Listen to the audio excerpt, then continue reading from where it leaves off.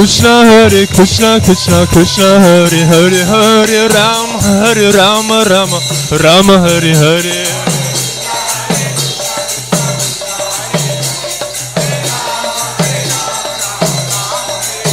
Hare Krishna Krishna Krishna Hare Hare Hare Rama Rama Hare Hare.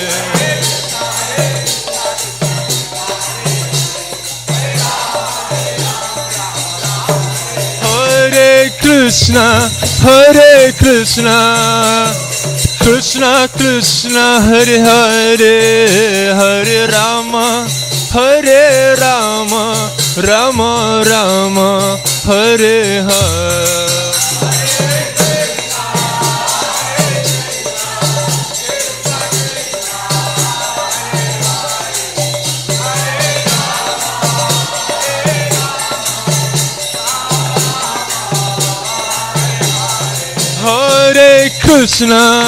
Hare Krishna Krishna Krishna Hare Hare Hare Rama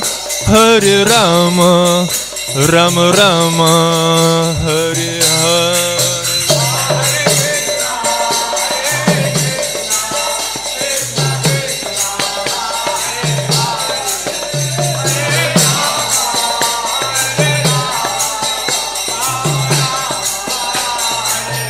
Jaya Jaya Prabhupada.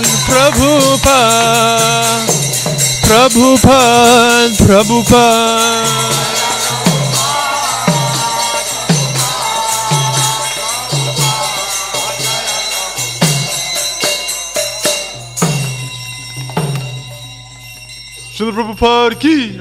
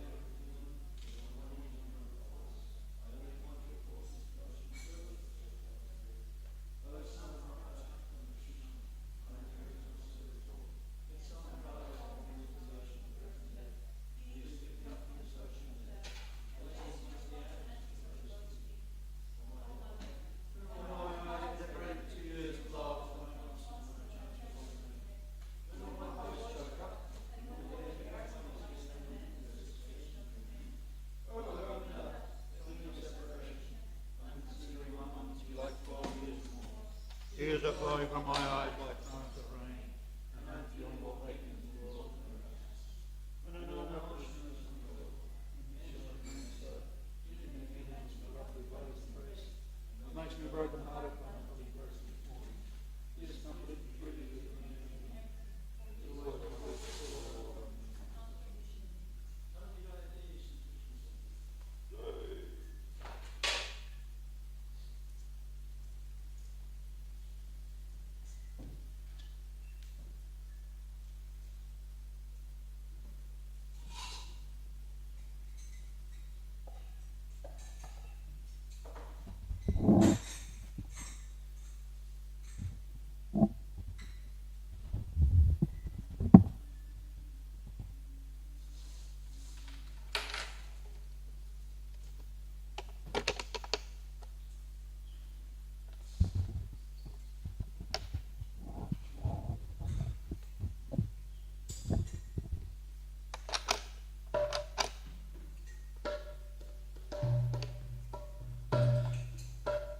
Jaya Radha Madhava Kunja Bihari Jaya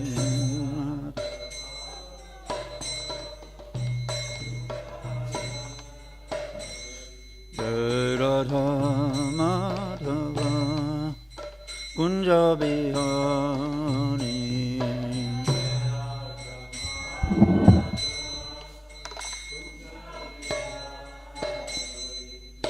Gopijana Vallabha Girivaradhari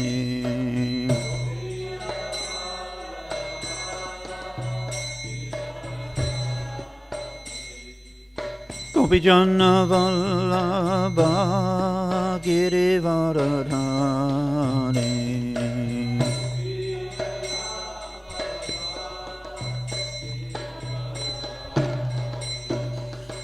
Yasodanandana Braja Janaranjana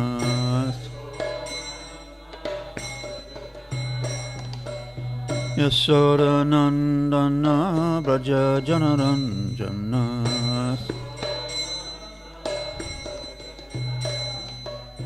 Yamuna Tira Vanachani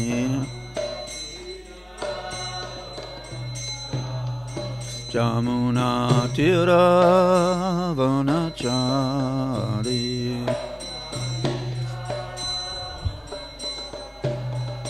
Jaya Radha Madhava Kunja Bihari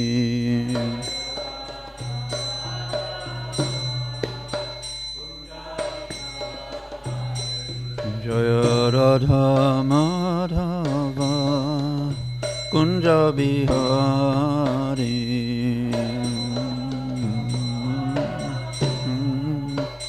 Namiya Gopijana Vallabha Girivaradhari Jai Gopijana Vallabha Girivaradhari Gopijana Vallabha Girivaradhari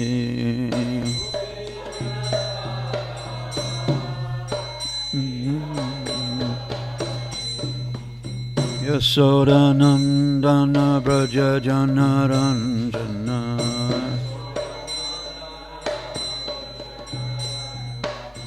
Yasodanandana Jamuna Tira Vanachari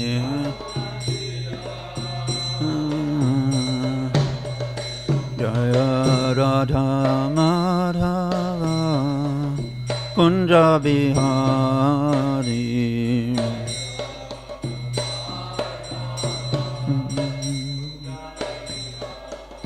Jaya Radha Madhava Kunja Bihari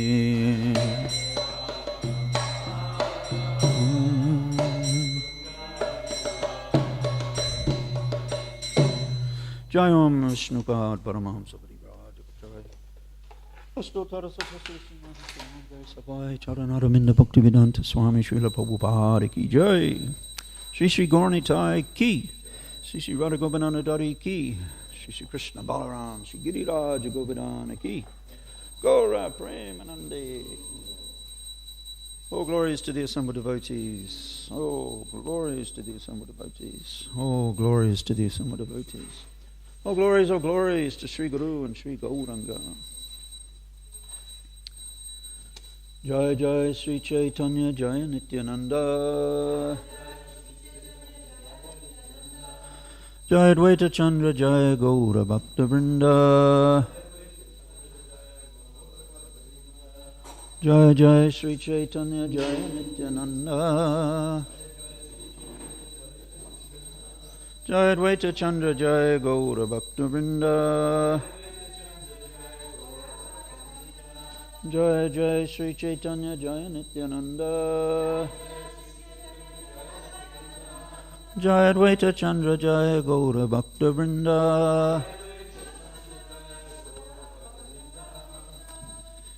Reading from Sri Chaitanya Charitamrita, Adi Lila, chapter 16, text 20 and 21.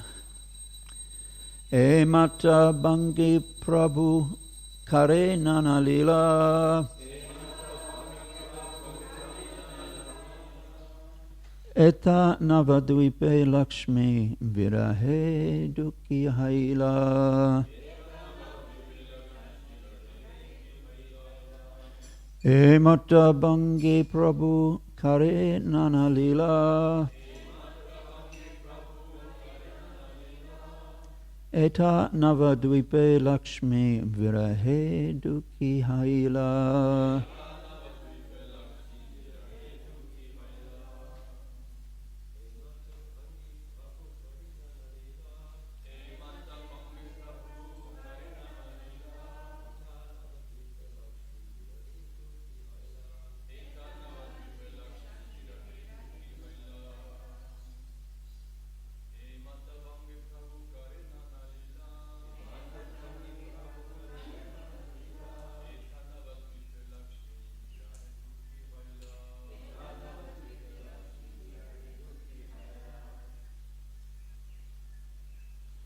Vaishnavis, somebody want to try?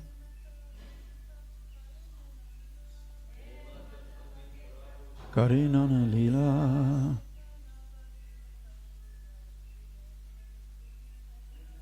Tanavadvipe Lakshmi Virahe Dukahila.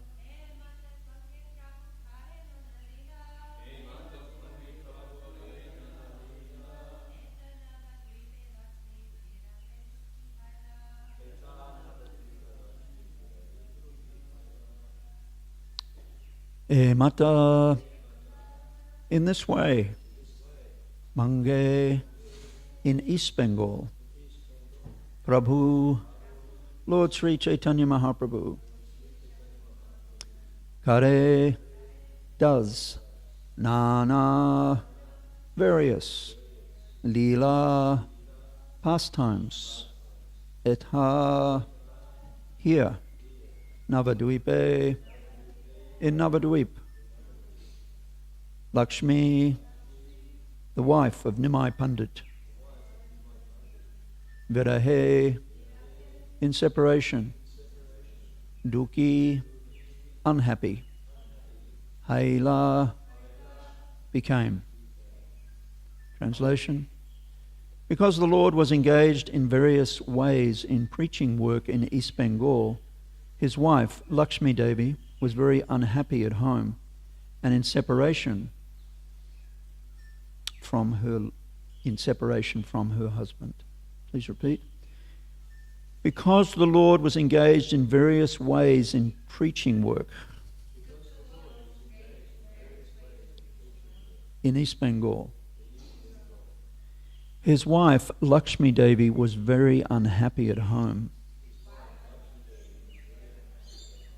in separation from her husband.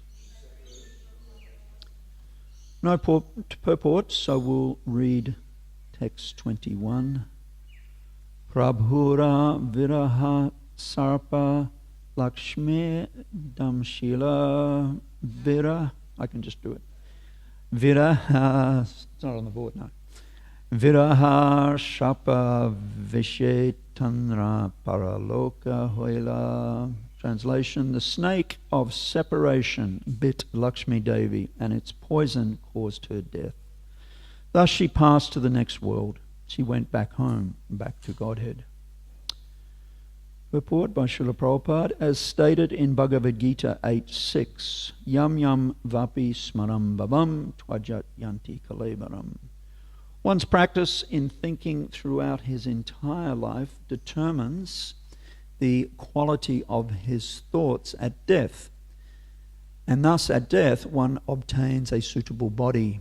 According to this principle, Lakshmi Devi, the goddess of fortune from Vaikuntha, who was absorbed in thought of the Lord in separation from him, certainly went back home, back to Vaikuntha Loka after death. Amagyana timirandasya gananjana shalakshaya chakshu unmilitam jena tasmai Sri Gurave Namaha. So, we'd like to invoke a little further auspiciousness before attempting to speak on this important early pastime of Lord Chaitanya by just reading a very important and famous verse in Gaudiya Vaishnavism, which Srila Prabhupada does quote on many, many occasions, and some of you may know this verse. I'm going to attempt to read the Sanskrit, everyone, because it's very beautiful, and then we'll read the translation. It's described. Chaitanya Mahaprabhu's teachings can be summarized as follows. Arajo Bhagavan Vrajesa Tanayas Tadama Vrindavan Ramyat Kachit Upashana Vraja Badhu Vagena Va Kalpita Srimad Bhagavatam Pramanam Amalam Premam Pumarta Mohan Sri Chaitanya Mahaprabhu Madamidam Tarantara Na Paraha. Translation: the object of worship, Aradhya, is the Lord in his form as the son of the king of Braja. His abode is Vrindavan, and the cowherd girls who live there with him, chief amongst whom is Radhika, are his perfect worshippers, or Samradikas. The most enchanting method of worshipping the Supreme Lord is that devised by these gopis. The most authoritative source of divine revelation is the Srimad Bhagavatam. Love for Krishna, or prema, is the fifth and ultimate goal of life, human life. These are the basic principles of Sri Chaitanya Mahaprabhu's belief, and we thus consider this doctrine to be supreme. So it's thought the author of this beautiful verse is Srinath Chakravarti. And he was a contemporary of Chaitanya Mahaprabhu. It's thought, there are different opinions, but Srivas Thakur also had a brother by the name of Srinath.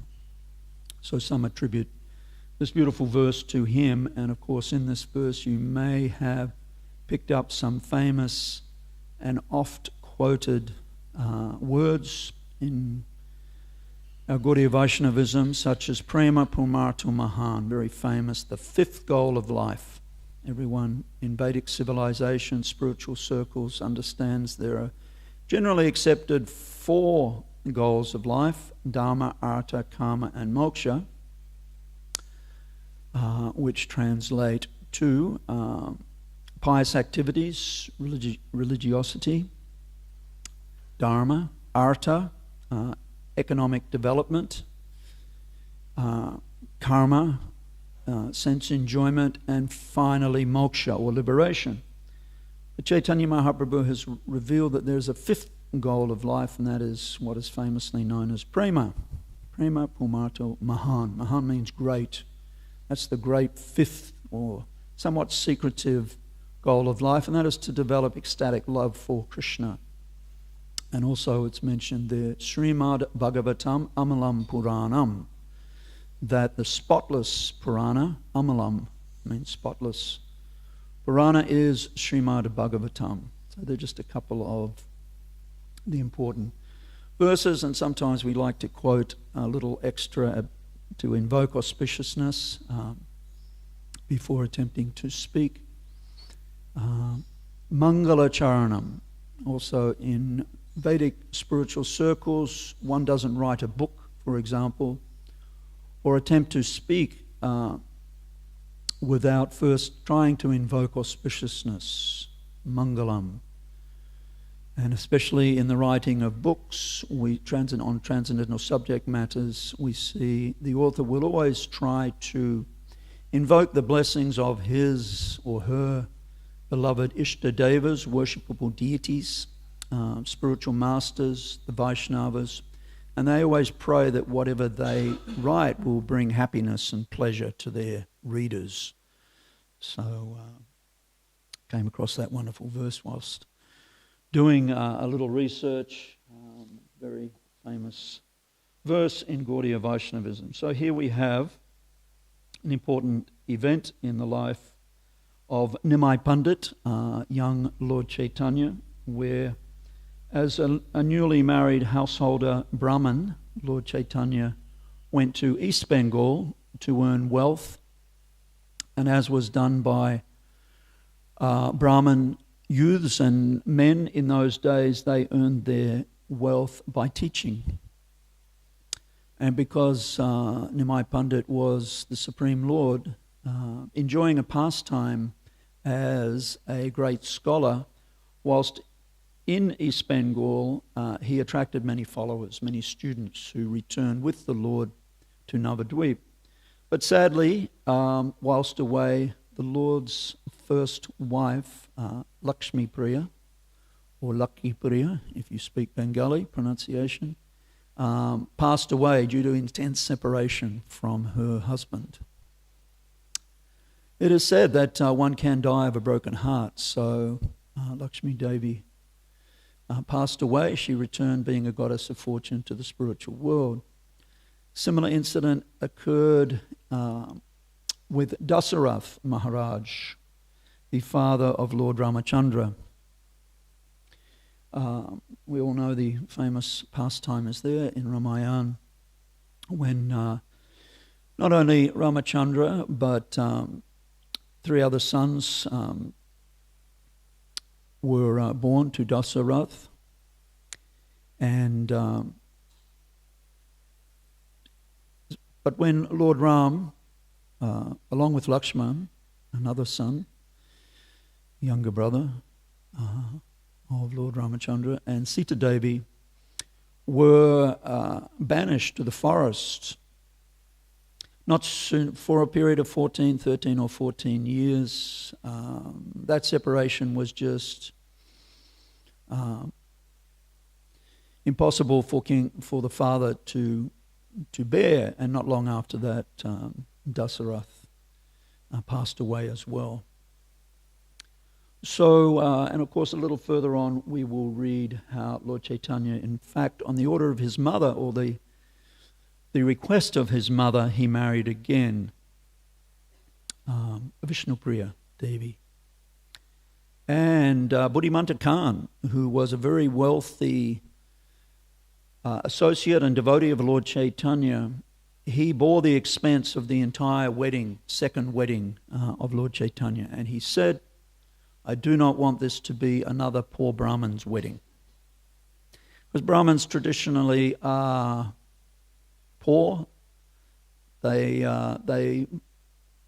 either voluntarily or by force of circumstance often live in a poverty-stricken condition.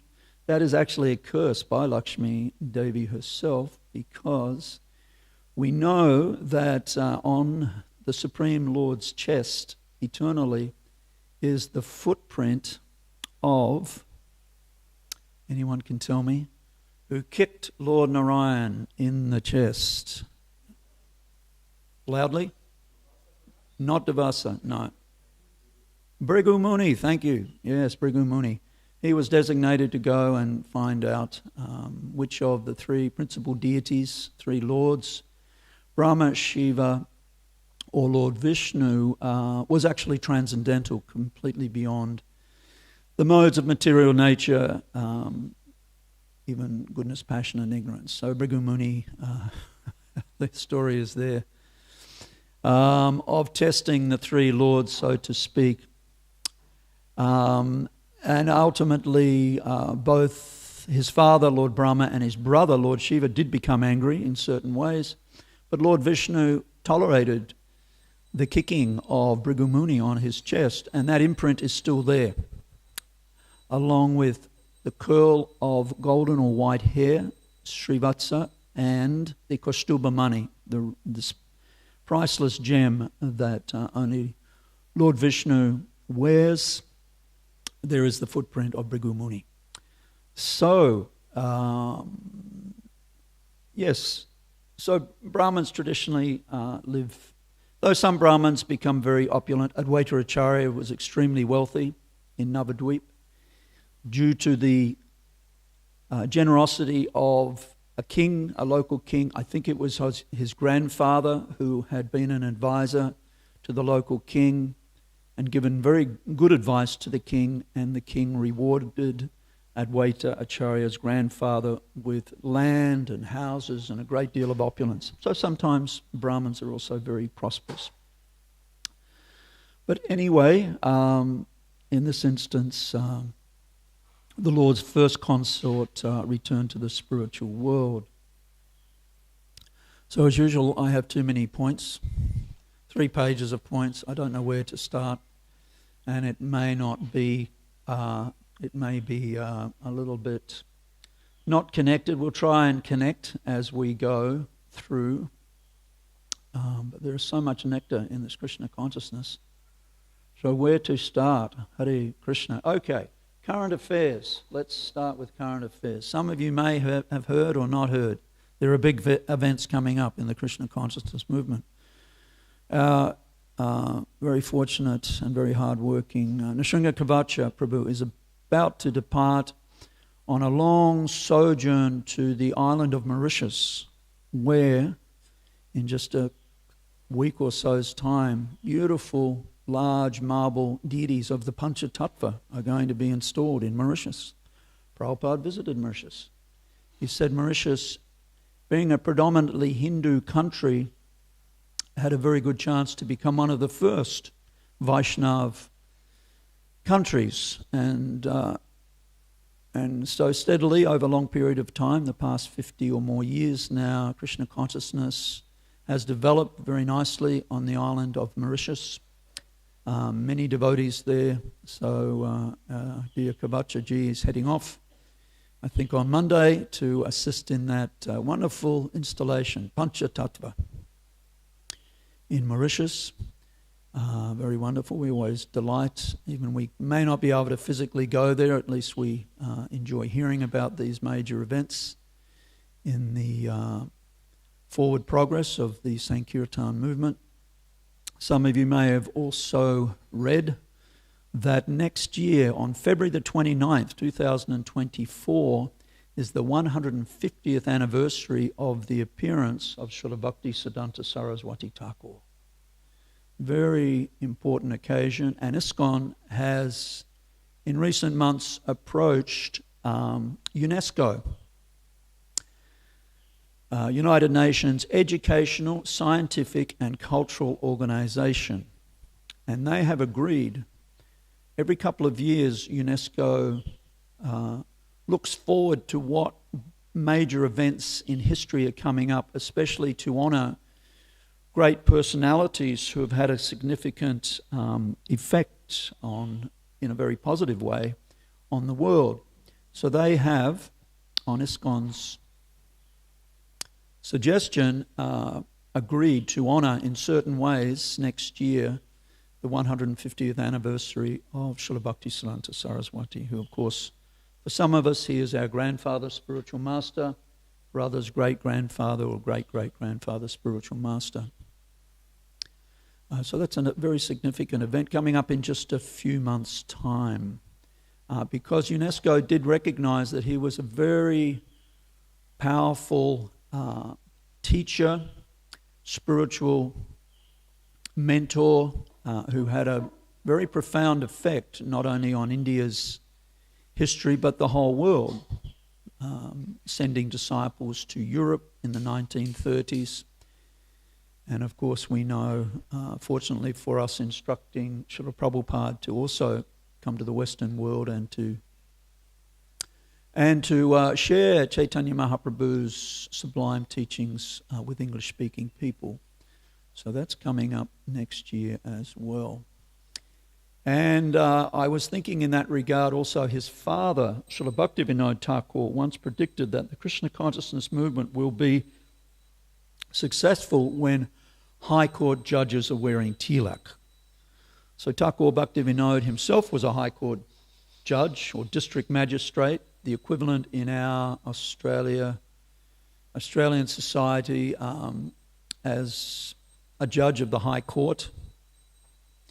So Thakur Bhaktivinoda was a fearless preacher of Chaitanya Mahaprabhu's teachings, and he himself would shave his head once a month, and he would wear 6 strands of big tulsi beads around his neck when he went to the court.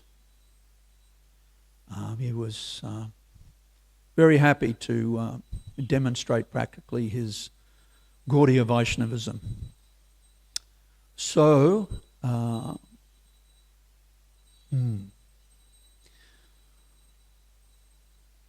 so here we go into all sorts of wonderful aspects of Krishna consciousness. Not in any particular sequence, everyone. I'm sorry to say. Someone else may prepare their classes in a definite, systematic way, but we'll try to do our best here. Of course, there is an interesting, in regard to Lakshmi Devi's disappearance, pastime. And we'll read a little bit more tomorrow, how Mahaprabhu, consoled his mother, because we do know that Sachi Devi and Jagannath Mishra lost a number of daughters prior to the appearance of their 2 sons, Vishvarup and Vishvambara Mishra. And Lord Chaitanya's older brother never married. He left home in his teenage years and took sannyas. So when Sachimata was able to have a daughter-in-law, she was very happy, extremely happy.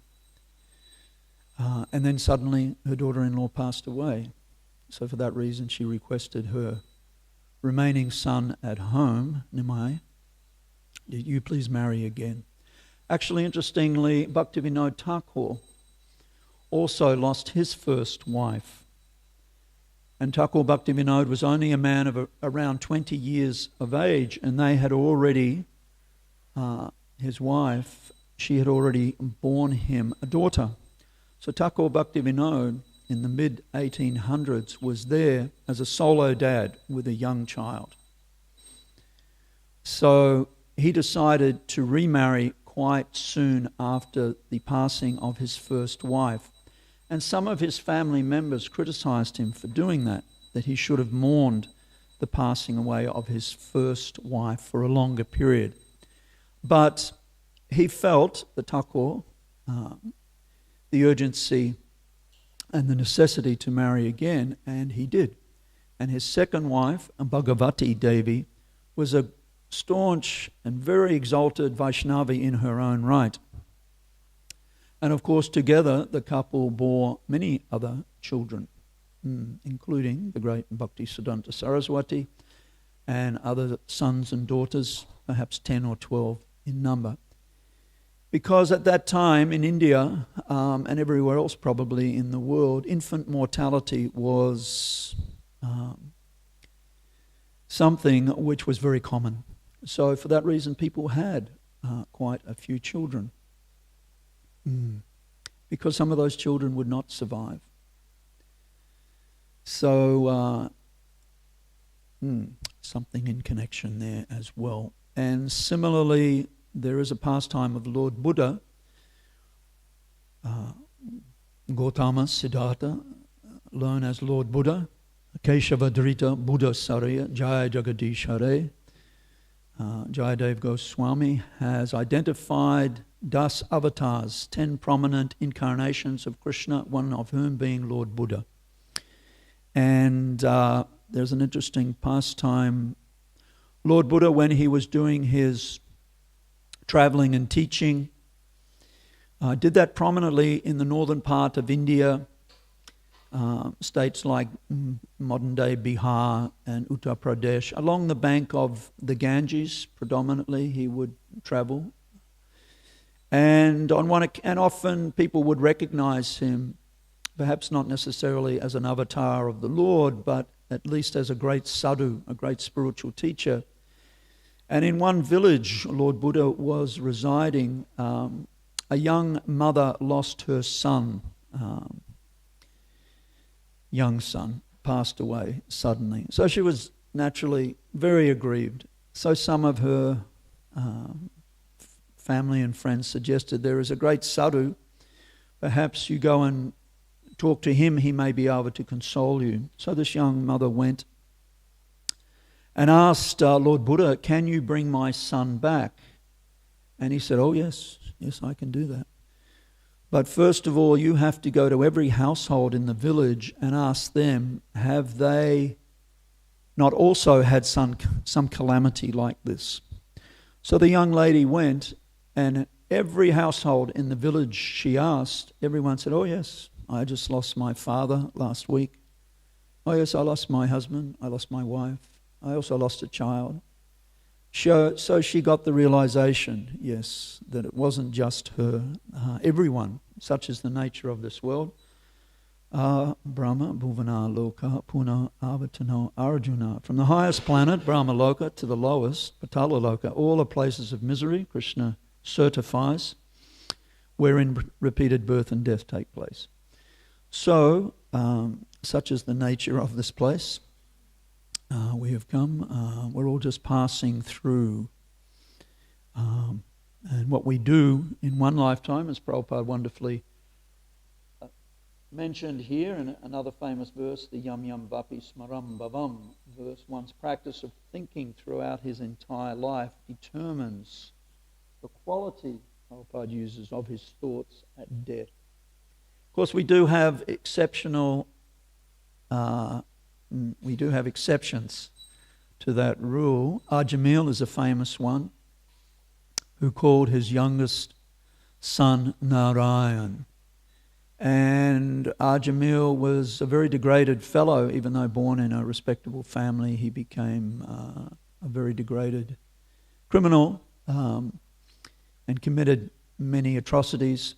But at the end of his life, he did, not out of any devotion to the Supreme Personality of Godhead, but he did have the good fortune to name, as was common in ancient times, people would give their children names of the different personalities of Godhead or their consorts or great devotees. So Ajamil chanted Lord Narayan's name at the time of death. And the Vishnu Dutas came, the servants of Lord Narayan came, along with the Yamadutas, the servants of Yamaraj, who take very sinful persons to Yama Loka for judgment. So there was a big standoff, you could say, between the Vishnu Dutas and the Yamadutas. Ultimately, the Vishnu Dutas prevailed, even though the Yamadutas protested. We thought our Lord Yamaraj was the supreme. You are saying there is another? Oh yes, there is another, much more powerful. Your Yamaraj is the servant of our Lord Narayan. But the good quality, the one good quality that Ajamil had, along with Jagai and Madai, was that Ajamil, Jagai and Madai, they never committed any Vaishnava aparad. They never offended Vaishnavas. That was their saving grace, you could say. Jagai and Madai, whose original names were Jagannath and Madhava, and in Bengali slang nicknames they became Jagai and Madai. But they also never offended any Vaishnavas. The Vaishnavas stayed out of their way because they were obnoxious characters. So they also didn't offend any Vaishnavas. So, but they did offend Lord Nityananda, and Lord Chaitanya was about to severely chastise them. But Nityananda Prabhu intervened on their behalf and begged mercy for them. So, so those examples are there.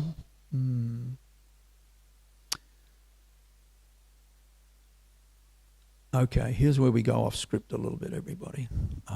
Bear with us. Interesting. Srila Prabhupada was asked one time by a scholar, is there an example ever of a disciple thinking he knows more than his guru? And Prabhupada chuckled and said, only if he's a fool, a damn fool. Because the example is there of, again, Srila Bhakti Siddhanta Saraswati, and his Diksha Guru, initiating spiritual master, Srila Gaur Kishore Das Babaji. One was a great scholar, vastly learned. In his youth, Bhakti Siddhanta Saraswati was not only a great astronomer and astrologer, but he was also a great mathematician. But he accepted Srila Gaur Kishore Das Babaji Maharaj as his initiating spiritual master, who was illiterate. But he was a Paramahamsa, Uttama Adhikari, Nityasiddha, Vaishnava, both were. But Gaur Kishore Das Babaji, even though not highly educated, was a realized soul, an incarnation of renunciation, and a great devotee of Radha and Krishna and Sri Sri Gaur Nitai. So that's an interesting contrast, you could say, enigmatic contrast between a vastly learned, somebody who was known, Bhakti Siddhanta Saraswati, as walking encyclopedia, and Nrsinga Guru, fearless. But wherever he travelled, and we heard this the other day from Devagowda Hari Prabhu in his nice class, wherever Srila Gaur Kishore Das Babaji travelled, he carried with him two of the famous books of Srila Narottam Das Thakur. And if he couldn't read them himself, he would get whatever devotees were attracted to him to read them to him. And he was also vastly learned in Vaishnava philosophy because he'd been a practicing Vaishnava his whole life. And he used to go and listen to the lectures of Srila Bhaktivinoda Thakur there in Navadvip, at Thakur Bhaktivinoda's house. Such a beautiful name. Some of our Bengali devotees. So hard to remember everything in old age, but Hare Krishna. Swanada Sukhara Kunj. There we go. The home of Srila Bhaktivinoda Thakur in Navadvip, just across the Jalangi River. Our devotees who have visited Mayapur no doubt have visited that house, being very nicely maintained in recent decades, renovated and maintained. Such an important home. So let's see where we can go from here, everyone. Hare Krishna.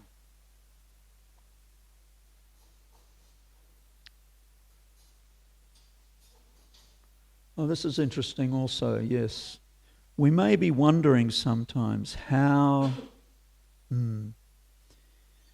Chaitanya Mahaprabhu's particular mood of worshipping Radha Krishna came into Navadvip originally.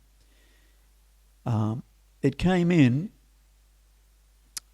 via Advaita Acharya and Pundarik Vijayanidhi, who were great disciples of Madhavendra Puri, who is described as like the root of the Chaitanya tree Yes, Mahaprabhu is like the trunk, and the trunk of a tree has many branches.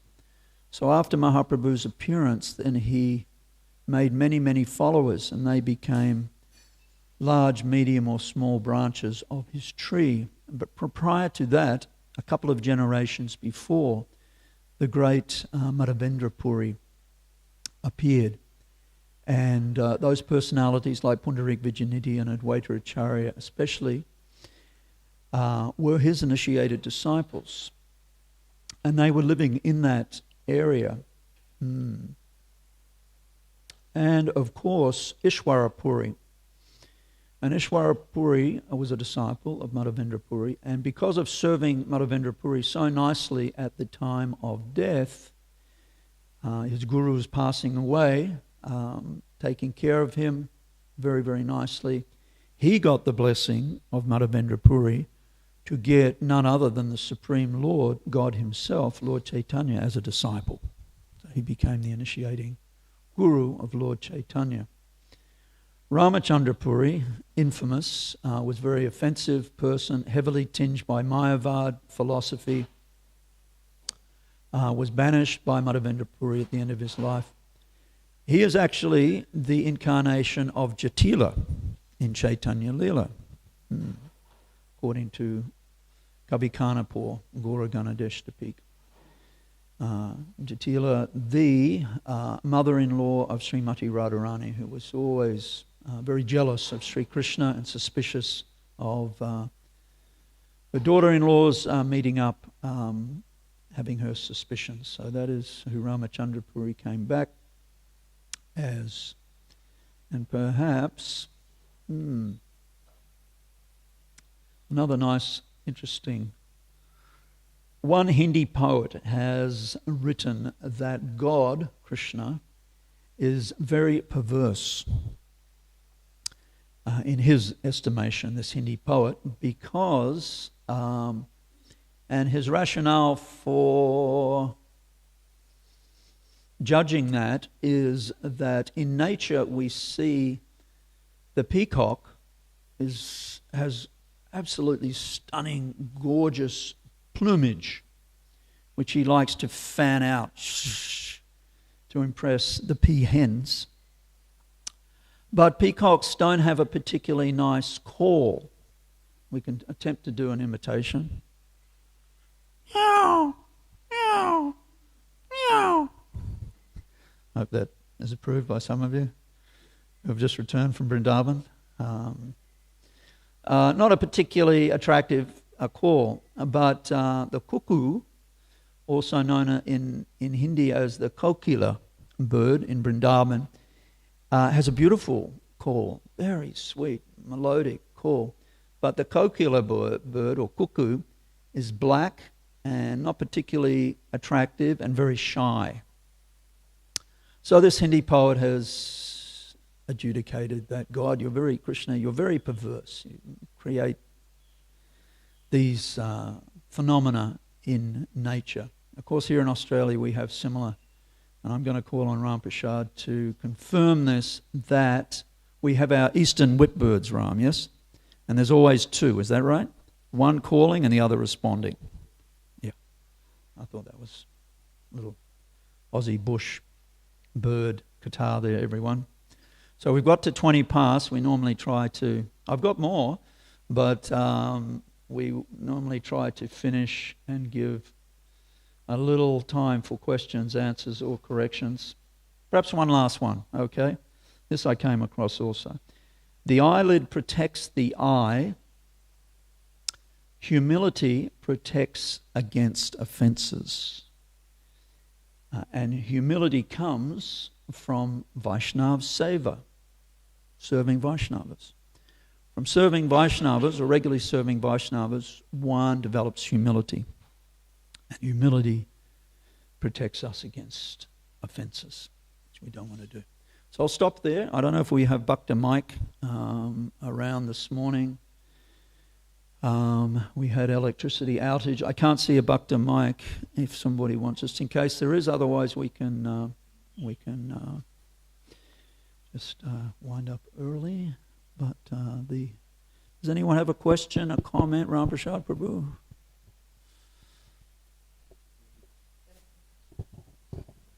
When you mentioned that Jagai and Madai were famous, or not famous, but were not benedicted even, but were known to have not offended Vaishnavas, that sort of surprised me somewhat. Like, we know that Lord Chaitanya was going to use his Sudarshan Chakra on them for offending Lord Nityananda. Yeah, well, that was the incident. That was kind of like the spark, the catalyst for a massive change. But up until that time, that's mentioned in, I think, Bhakti Ratnakar and other Gaudiya Vaishnava. Up until that time, they hadn't offended any Vaishnava. The Vaishnavas stayed out of their way. That's how it's described. So they hadn't, but they certainly, when they did attack Lord Nityananda, and I think we told the story last time we spoke, that invoked Lord Chaitanya's wrath, and he did come there with Sudarshan Chakra invoked. And of course Nityananda Prabhu, and those famous paintings are there of Lord Chaitanya with eyes red with anger, Sudarshan Chakra invoked, but Nityananda Prabhu in between the two and begging the Lord, don't kill them, because if you kill them you basically have to kill everybody in Kali Yuga, because everyone's almost as degraded as Jagai and Madai. Yeah. And Lord Chaitanya, out of deference to his dear Nityananda Prabhu's request, he forgave them, but ordered them to stop their nefarious activities and to become Krishna's devotees, which they did. Anything else? Anyone? Okay. All right. Thank you very much. Hare Krishna.